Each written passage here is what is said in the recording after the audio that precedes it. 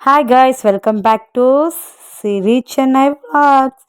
అందరు బాగున్నారా ఫ్రెండ్స్? నేను చాలా బాగున్నాను. ఈరోజు మీ అందరి కోసం సింపుల్ రెసిపీ బాదం పాల్ ఎలా చేసుకోవాలో మీ అందరికి చూపిస్తాను.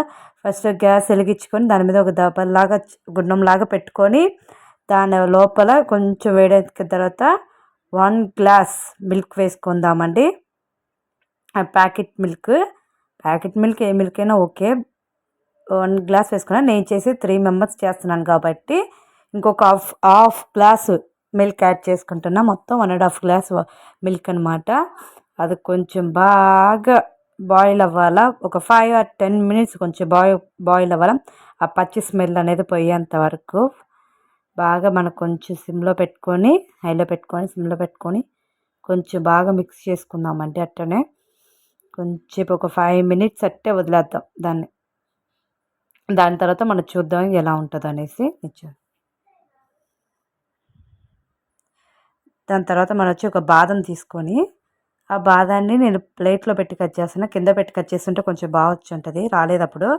తర్వాత కింద పట్టి చిన్న చిన్న బాదం షేప్స్ లాగా పొడుగ్గా కట్ చేసుకోవాలి. అంటే దానిపైన మనం వేసుకొని తాగితే కొంచెం టేస్టీగా ఉంటుంది అనమాట.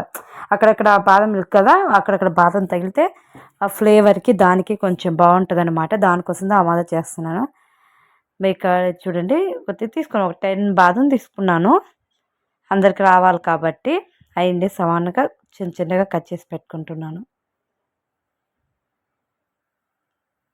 ఎక్కడ తెగనంటుంది, దానికోసం అని చెప్పి ఒక రోట్లైనా వేసి చిన్న చిన్న దంచుకున్నా సరిపోతుంది. ఇట్లా కట్ చేయకున్నా ఈజీగా ఉంటుంది అనమాట.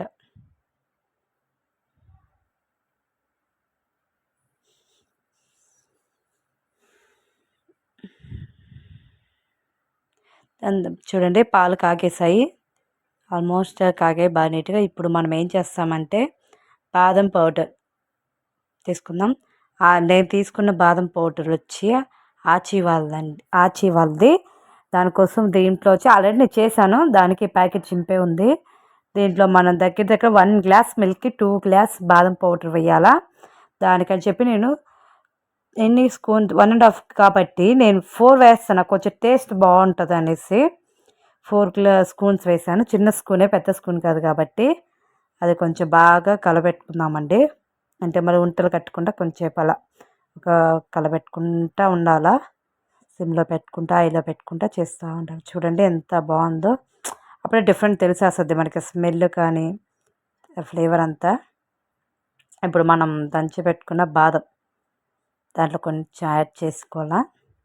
మళ్ళీ కలబెట్టుకుందాం. బాదం కూడా కొంచెం దాంట్లోనూ కుక్ అయితే కొంచెం టేస్టీగా ఉంటుంది కదా. దానికోసం కొంచెం ఇంకొక 5 minutes అలాగే వదిలేద్దాం. దాన్ని ఇంకొంచెం బాగా కాగనిద్దాం. పాలని ఒక 5 minutes అలాగే వదిలేద్దాం. ఇప్పుడు మనం గ్యాస్ కింద ఆఫ్ చేసేద్దామండి. అయిపోయింది ఆల్మోస్ట్.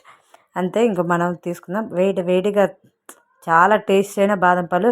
కొంచెం వేడిగా తాగే వాళ్ళు తాగుతాం, చల్లగా ఇది తాగుతాము టేస్టీగా అంటే ఫ్రిడ్జ్లో పెట్టుకొని ఒక 2 hours 1 hour అట్లా పెట్టేసి తాగండి, బాగా టేస్టీగా ఉంటుంది.